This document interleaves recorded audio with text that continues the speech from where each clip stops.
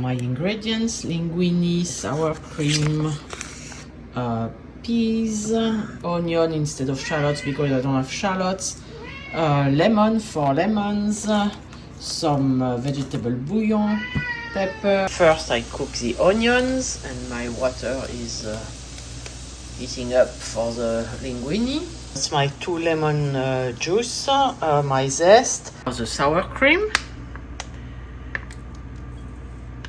Here is the rest of my lemon juice and my zest and my lime because I don't have enough lemon.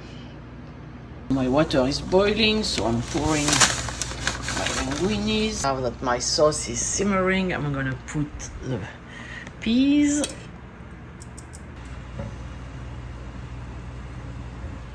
I'm adding the lemon zest, finishing up the sauce, so some pepper. Stop paste so it will make do instead of the basil.